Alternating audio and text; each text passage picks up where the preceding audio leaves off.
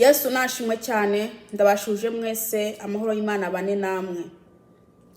Ndabazaniye ijambo ry'Imana riri muri Mariko igice 14 ku murongo wa 66 gushitsa kwa 72. Yesu nashimwe cyane. Tudatinze reka dusenge Imana hanyuma tubandanye. Data wa twese uri mu ijuru, ndagushimiye data ukuntu ngiriye neza. Haleluya. Mana data mu izina rya Yesu Kristo ndakwinginze undungikire umwuka wawe wera, maze mwami Yesu Kristo anshigikire mu ijambo rya mwivuga butumwa mu murimo wawe, mu izina rya Yesu Kristo Munyanazareti. Data wa twese uri mu ijuru, mwami ndasenge bagiye kumviriza ijambo ryawe. Mwami Yesu ndakwinginze utegura imitima yabo. Haleluya. Mu izina rya Yesu Kristo Munyanazareti. Mana data wa twese uri mu ijuru, ubatandukanye n'ikintu cyotuma batumva ijambo ryawe. Mu izina rya Yesu urakoze data wa twese, ndakwinginze mwami ubwiza bwawe bugaragare hano hantu, mu izina rya Yesu Kristo. Amen. Dusome ijambo ry'Imana. Umutwe w'ijambo uvuga ngo Petero yihakana Yesu. Yesu nashimwe. Petero akiri mu rugo ahahera hepfo, haza umwe mu ncoreke z'umuherezi mukuru. Abonye Petero yota umuriro, aramwitegereza, aramubwira ati, nawe nyene mwari kumwe na wa Munyanazareti Yesu.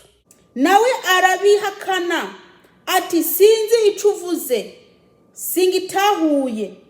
Maze arunguruza ashika mu bikingi by'irembo, inkoko irabika. Ya ncoreke imubonye itangura kongera kubwira abahagazeho ati, uyu nuwo muri bo. Nawe yongera kubihakana. Maze hahise akanya, abahagazeho bongera kubwira Petero bati, ni by'ukuri uri uwo muri bo, bitaye ko uri umunyagalilaya. Nawe atangura kurahira arisiba ati, uyo muntu muvuga sindanamuzi. Uwo mwanya inkoko ibika ubugira kabiri. Petero yibuka rya jambo Yesu yamubwiye ati, inkoko itaragereka uja kunyihakana gatatu. Abyiyumviriye ararira. Amena. Reka ano magambo ndasubiremo ku murongo wa 71 n'uwa 72. Nawe atangura kurahira arisiba ati, uyo muntu muvuga sindanamuzi. Uwo mwanya inkoko ibika ubugira kabiri. Petero yibuka rya jambo Yesu yamubwiye ati, inkoko itaragereka uja kunyihakana gatatu. Abyiyumviriye ararira. Amen. Iri ni ijambo ry'Imana. Haleluya. Iri ni ijambo ry'Imana ikora avuga inkuru zande za Petero na Yesu.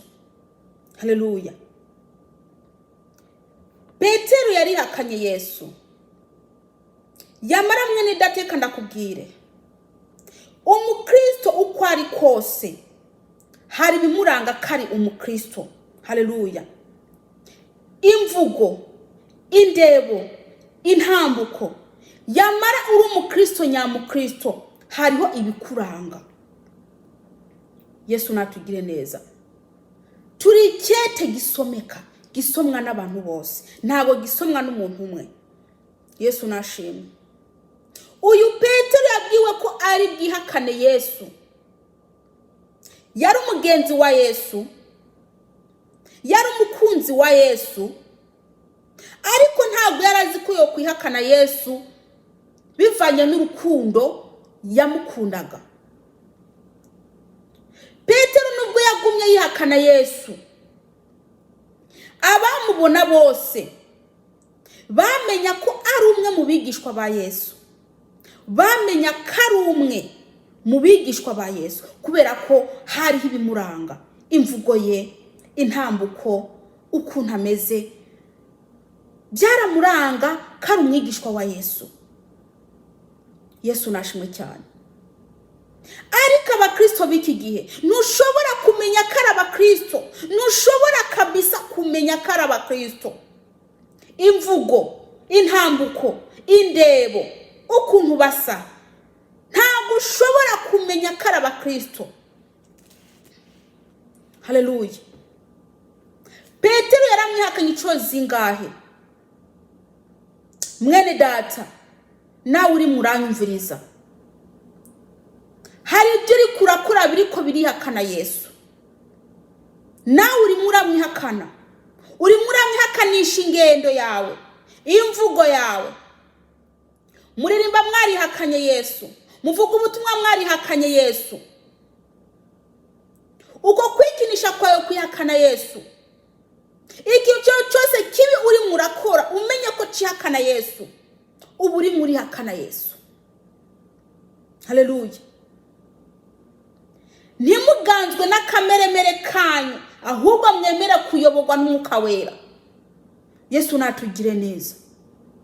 Mwebwe ntabwo muriko muremera kuyoborwa n'Umwuka Wera, ariko muriko murashaka kuyobora. Mufite amarari y'imibiri, murasambana, ubusambanyi bwawe bwinshi mu rushengero, ukwikinisha kwarushirijeho. Abasore n'abakobwa muriko murikinisha mu bwinshi, ubu kugira ngo uronke umukobwa w'isugi. Nibibazo kubera iki? Abakobwa barikinishije nta busugi bagifite. Yesu natugire neza. Kandi murakora ibyaha mukaguma muvuga ngo muri abakristo, mukora ibyaha mukaguma mwiyorobeka mukavuga ngo muri abakristo, mukaguma mukora umurimo w'Imana, muririmba, mukabambere kudiakona mu gitondo, mukabambere gupanga intebe, mukabambere kuvuga ngo ndi umukristo, yamatabu Kristo mufite muri mwebwe. Hari ibintu Imana ibagayako, hari iby'Imana ibagayako. Bene data, nimwisuzume. Petero yibutse amagambo Yesu yamubwiye, ararira, arasaba imbabazi, ararira, arerekana umubabaro nguko yihakanye Kristo. Ariko wewe wovuga ko uri umukristo, washaka ubusambana ndi umukristo, washaka kuba wikinisha uri umukristo, iryo zina rya ndi umukristo niryo uguma witwaza buri mwanya, niryo uguma witwaza. Mwirirwa mu bapfumu, mugaca muja no mu rushengero, mugatwara ubuheko, mugatwara imiti kugira ngo mwice bagenzi banyu mu rushengero. Uri umwicanyi maze ukaguma uvuga ngo uri umukristo. Ibyo byose uri murakora, ibyo byawe uri murakora, uri wihakana Kristo. Ibyo byose biko birihakana Kristo. Yesu natugire neza. Mumwihakana buri munsi, buri mwanya.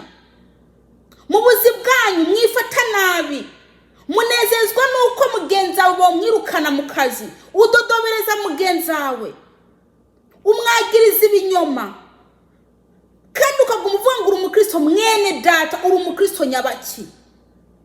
Uri umukristo nyabaki? Niba mudashaka kwihana ngo mureke ibyo byaha byanyu, muzaja he? Muzaja n'ijuru ryahe muzajamwo? N'ijuru ryahe muzajamwo? Ubwo rwangano ufite muri wewe, wa mugabo, wa mugore, wa musore, wa mukobwa we, iyo umuntu akugiriye nabi ntushaka kumubabarira, hari umuntu wabitse mu mutima wawe utababariye ngo nuko akugiriye nabi, ntushaka kubabarira mugenzi wawe, ariko ngo ndi umukristo. Bene data, nimwihane. Umuntu wese adashaka kwihana nta juru afite. Haleluya. Umuntu wese adashaka kwihana nta juru afite. Niba se ufite umuntu akugiriye nabi ukanga kumubabarira, ni gute nawe Imana yakubabarira kandi wanze kubabarira mugenzi wawe? Nimubabariranire. Niho nasuba muganira ariko mufite umujinya, mufite mbese mugendana mbese haleluya, mugendana ibintu bibi muri mwebwe. Yesu natugire neza. Mukobwa urazi ngo n'abagabo banga umaze kuryamana nabo, musore urazi ngo n'abakobwa banga umaze kuryamana nabo, ariko ugumupakira ukabirimbana, ukabikorana umurimo w'Imana, ibyo byose ukabikora, hari ibyaha upakiye, udukondomu, udupiridanse, ugasanga ugenda n'amapiridanse ukavuga ngo uri umukristo. Ni mwihane ibyo byaha, ibyo mwapakiranije, ibyo ngibyo bipakiye muri mwebwe, ibyo byaha no kubyihana. Niba mudashaka kwihana muzarimbuka, nta mbabazi nyuma y'urupfu, nta mbabazi. Yesu niyaza nta mbabazi zaba zikiriho. Mwene data, uba ufite amatwi yawe abiri, ukaba ufite n'ubwenge bwawe, ni wihana uve mu byaha, ureke kwizingira mu byaha. Yesu natugire neza. Mugende mubesha bagenzi banyu, wa musore we n'abakobwa bangana iki umaze gutendeka, wa mukobwa we n'abasore bangana iki uri muratendeka.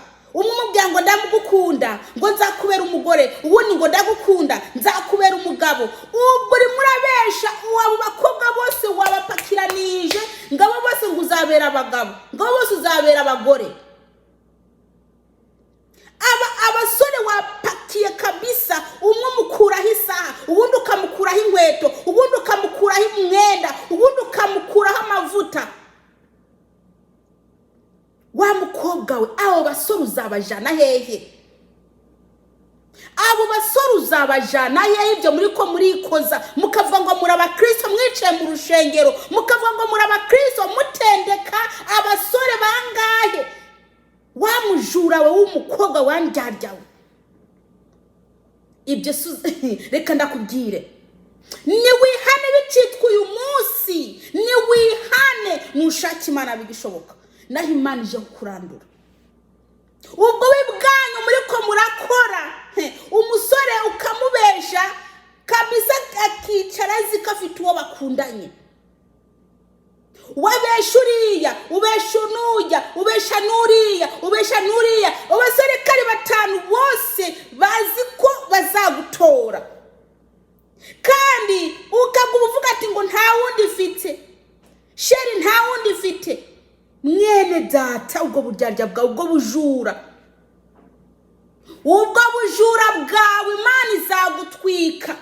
Warononye imitima y'abantu, wononye imitima y'abasore barenga bangahe, wemereye urukundo ngo urabakunda ariko ntubakunda, ushaka kubakuramo ibyabo, amafaranga, amavuta, imyenda, inkweto. Ibyo byose nibyo urimo urabavanamwo, hanyuma ngo urabakunda. Ni wihane, ni mudashaka kwihanura rimbutse. Wa musore we nawe, abakobwa banga umaze gukubitagura inda, ugiye kuresha ngo ntago mfite uwo dukundanye, ukagenda kundi ngo ntago mfite uwo dukundanye, ukagenda kundi ugenda ubabesha, niko muryamana bakubita inda, ugumukubita inda, ugumuta. Abakobwa bagira nka 10 bose afite inda zawe, wateye inda, watendetse, vuga ngo urabakunda. Ubakunda bwahe wewe? Ubwo buryarya bwawe ndakubwiza ukuri, Imana izakurandura. Ni mwihane bigishoboka. Mwene data, message kujeho, ni wihane bigishoboka, nushaka Imana bigishoboka kibonwa. Ni mureke kuba indyarya, mureke indyarya. Ukubise uyu nguyu inda, wamenya ko afite inda, ati nuyikuremo, ngo nta mwana nkeneye, ngo ntago nari bwagere ko mbyara. Ariko urumva koko ukubise uwundi inda, ngatireka da, ti ntanda nkeneye izi saha, ntabwo haragira ko mbyara, yikureyo. Umaze gukuza y'inda zingahe? Uba kubita inda, kurayo, kubita inda, kurayo, kubita inda, kurayo. Hanyuma ukavuga ngo uri umukristo kandi ukaguma wicaye mu rushengero,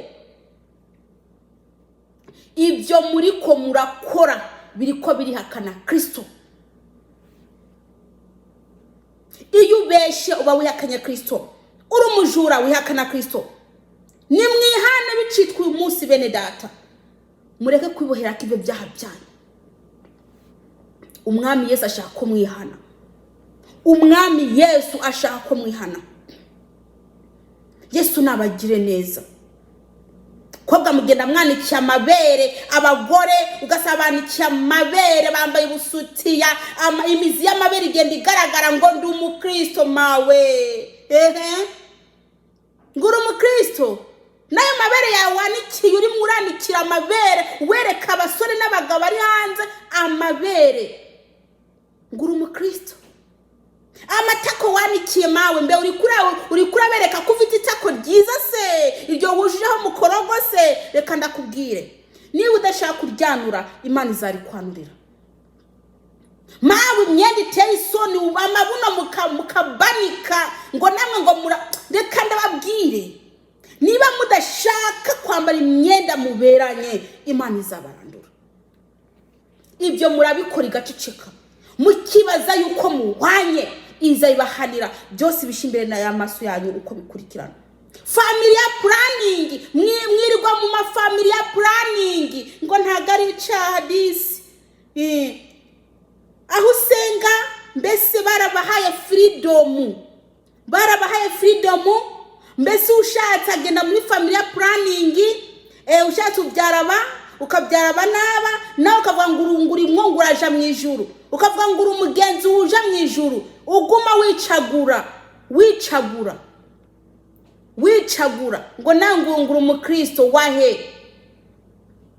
Reka ndakubwire ngo wewe urirwa muri familia planning nta juru ufite keretse wihanye. Imana igufitiye umujinya, nimwihane by'ukuri, nimwihane. Abantu babitse ubusuko mu mitwe yabo agashaka ibitambara mawe buri kurabesha nde. Ntabwo ushobora kubesha Imana yo mu ijuru kubera ko irakubona, irazi ko hari ibyo uhishije mu ibyo bitambara wambaye. Imana ibagire neza. Mami minwa ukuntu mwisi nk'ibyo byonye muzabijana he? Nirihe juru rizemera abantu bibakosoye Imana? Abantu bakosoye Imana nirihe juru izabemera? Iyo byose biva kwa Satani, ko mugwa mubyisha mugaca muja no mu nzu y'Imana, muzaja hehe? Ese nk'ubu wogira umwaka ugapfa mwene data konzi ko urupfu rudatanga randevu, wogira umwaka ugapfa woja hehe? Nimusige byose mukurikire Yesu. Nimusige byose mukurikire Yesu. Imana ibagire neza. Petero yibutse ko yakanye Kristo. Petero yibutse amagambo Yesu yamubwiye. Ararira. Mwene data, nawe warukwiye kuja kurira ugasaba Imana imbabazi, naho ubundi ntaho uri kurava, naho uri kuraja. Reka kwibesha ngo umukristo utariwe, yamara ikuzimu harakurindiriye niba udashaka kwihana. Indyarya zose zizarimbuka. Muguma mwicira abantu mu bitekerezo byanyu, mukabimbira neza mukabahamba. Nongura umukristo, ibyo byose mukabikurana umurimo w'Imana, nimwihane. Imana ishaka ko mwihana. Umwami Yesu araje, tugiye gusenga Imana. Buri muntu arayizi, buri muntu arazi ibyo ari mwarakora bitanezeza Imana. Uyu ni umwanya wo kwihana. Wewe uzi ko uri mu nzira mbi Kristo, umwihakanisha ibyo iby'ubwo busambanyi, umwihakanisha ubwo buryarya, umwihakanisha ubwo bwibone bwawe, uko kwisiga udukanta, uko kwisiga uduproduwi. Mbese niba uzi kurihakana Kristo, utwo dupatoro twanyu niba umviriza, nimwihane. Mwabasore mwe, izo miregezo muri ko murambara, ibyo bisunzu mwashize ku mitwe, za mohoke, izo tattoo muri ko murishira ku mibiri, ibyo byose muri ko murabikora, nimwihane. Imana ibabarire. Nta muntu afite tattoo azigaje mu bwami bw'Imana keretse yihanye. Yesu natugire neza. Haleluya. Imana yo mu ijuru ishaka ko buri muntu yihana akava mu nzira ze mbi. Imana yo mu ijuru ishaka ko wa musore we wihana, wa mukobwa we uko kwigisha kukabireka, wa mumama we uko kwambika ubusura umukecuru wemwe ukabireka, naho ubundi Imana izakurimbura. Kwambika ubusa uri umukecuru kandi witwa ngo uri n'umukristo, umukristo yambara ubusa wamubonye kwande? Wa mukobwa ubwo bujipo bwanyu muriko murambara ngo nuko bugera ku mavi, mwambare amajipo ababereye, abakwiriye. Yo emva mureke kwambara ubusa, mawe utuvipo ngo tugeze ku mavi naye ngurambaye. Muze mutinye Imana by'ukuri, mutinye Imana. Naho ubundi ya mudashaka kwihana, Imana izabarandura.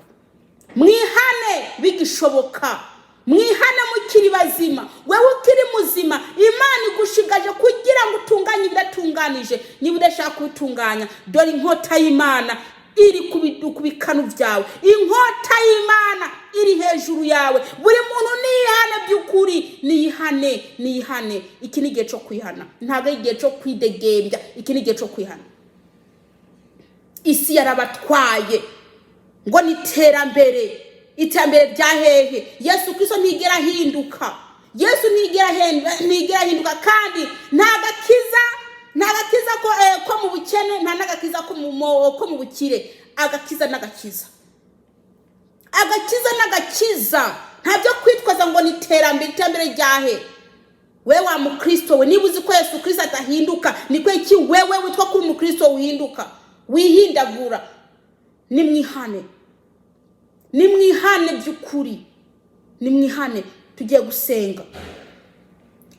Uwera Data, mu izina ryawe Yesu, ndagushimiye Data. Ano magambo ndakwinginze yaherekeze kugira ngo agire ikimazi mu mitima y'abantu. Ni mu izina ryawe Yesu Kristo, amen. Imana yo mu ijuru nibagiye neza, ibahe kwihana rwose mu izina rya Yesu.